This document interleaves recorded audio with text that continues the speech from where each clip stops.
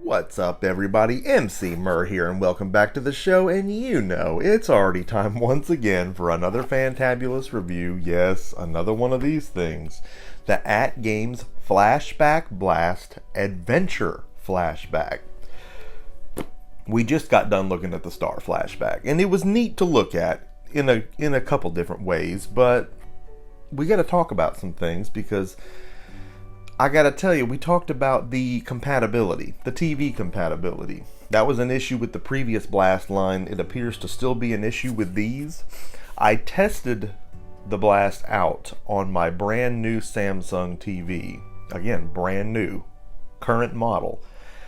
Same problem, did not get sound. And, you know, trying it in my master bedroom, I was able to really get far away from the thing. I just wanted to kick back on some pillows and play some Astyanax.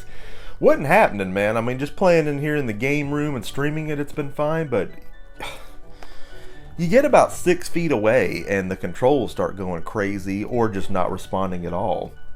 So this whole thing, this whole deal right here just kind of falls flat when I tell you that 6 feet is about the max that you can get away from this thing before it stops controlling. So a bit disappointed there. I want to test this one out and make sure it's the same, although I'm sure it will be. So far these have all worked the same way, the difference being only the set list, the games on them. And there's some interesting games on this, and again, there's still reasons to own these things beyond that. We want to look for the good in these things because we have had a lot of fun with them, and I think they're fun to collect, but there's price point, there's so much to consider. Without further ado, let's get this thing open. Let's see what's in here, as if we don't already know. Maybe some different stickers. And we're going to get it plugged up and check out what this particular Blast unit has to offer. Won't you join me?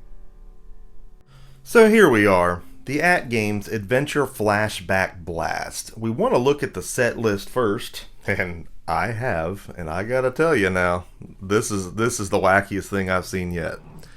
Please look at this with me. There is a decal right here over games number 2 and 3. I hope that's just to correct a spelling error. What are we going to find underneath this decal? It's already kind of dog-eared. It's not even on there very well. But before we find out, it should just be noted that we know the featured games, of course, are Aladdin and The Lion King. So removing this sticker off of here, which seems to be pretty easy to do. Alright, so I guess they misprinted the box. This may be for licensing purposes, or maybe just for what was supposed to be on here, or what the ROM was actually named on here. Underneath that was Bump and Jump instead of Burnin Rubber, which is pretty much one and the same, obviously. Probably not a licensing thing. It was probably just what it should have been called on here, as far as what the ROM was on screen. And Burgertime here seems to be separated into 2 words, and then it's 1 word here. So this seems more like a typo correction or whatever, and they just made a sticker and put it on the box instead of reprinting the boxes. I don't know. If these are nothing else, they're a curiosity, and I think that's what piques my interest and why I have so much fun with these. Let's get it open.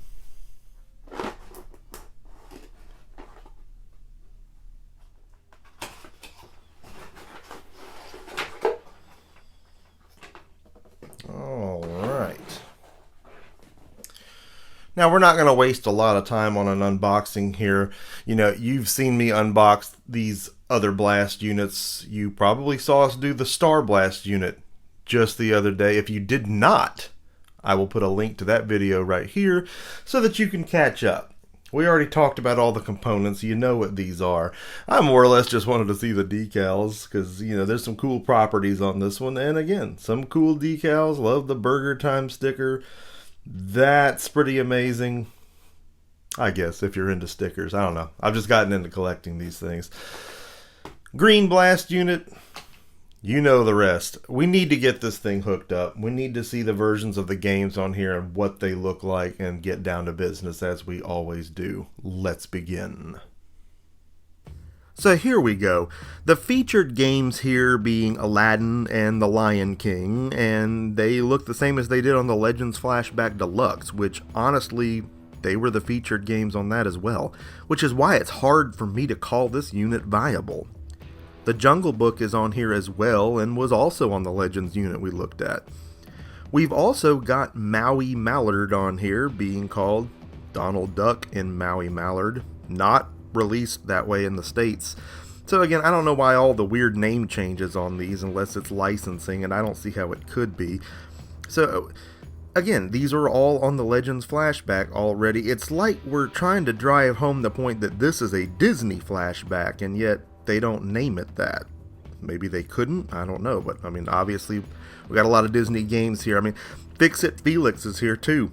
Just strengthens that argument, and again, it's nice to have, but we already had it, featured on the superior Legends Flashback Deluxe. The biggest question all this raises to me is why they ran 16-bit ROMs of these Disney property games here, but included the 8-bit Star Wars games on the Star Blast, and not the Super Star Wars games. Again, featured on the Legends Flashback Deluxe. It's all so peculiar. There's no rhyme or reason, and the irony being that I actually would have preferred more NES versions here instead, because they were not previously offered on a stock AtGames unit. Just to be something different. Because this wasn't done, this unit here is nothing but 10% of the already available Legends Flashback Deluxe games, at over 50% of the price of that console, and no ability to, add anything to it. We have Burnin' Rubber again, which we called Bump and Jump, so I don't know why we don't just run a Bump and Jump ROM, and again, why not the NES ROM for a change? We don't need this 2600 version again and again and again. Same goes for Lock and Chase. We have this on a closet full of flashbacks by now, and this is just filler at this point, on a unit with only 10 games to begin with. And here's this Famicom Tetris version again. I don't want this. Give me the NES Tetris. Why is it this? Hashtag not my Tetris. I'm honestly very disappointed in this Blast unit. It's simply not viable from a logic standpoint. If you don't want to spend $20 more for a shot at 100 times the games, and you have no intentions of modding anything, and you love the Disney games of the 16-bit era that much, then maybe this is interesting to you, but let's be honest, there's no reason for this to exist, really. It needed a fresh game list, and it has less of one than the last unit we looked at. I mentioned maybe still wanting these if you're collecting all of them, which I pretty much am, but I literally have no reason to ever plug this thing in again. Well, there you have it. Pretty wacky. We had 10 built-in games on this one versus 12 on the last unit we looked at. It seems to me like the units with more licensing involved tend to have less games on them. Yeah, just interesting to look at. And above everything else, I want to know what you think about what you saw here today. Good or bad, did you like what you saw? What did you think about this? I want to hear from you in the comment section of this video, because you know that I love getting a conversation going with you right here on the Emceemur Show.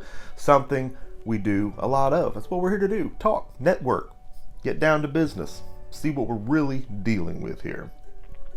Could be more reviews on these as we go. They're fun to look at, and as I always say, subsequent live streams, because I like to get some live gameplay and actually bounce ideas off you guys, the community, as we play, and kind of have a live check-in on those kinds of things. Always fun to do.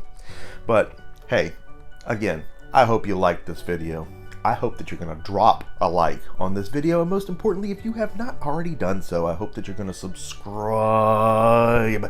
to the Emceemur Show and be a part of our nation, because we're rising up all the fantastic things that we do right here on the show. You need to be a part of it. Make sure that you smack that notification bell so you are always the first to know when new content goes live. You know that I love making it for you each and every time.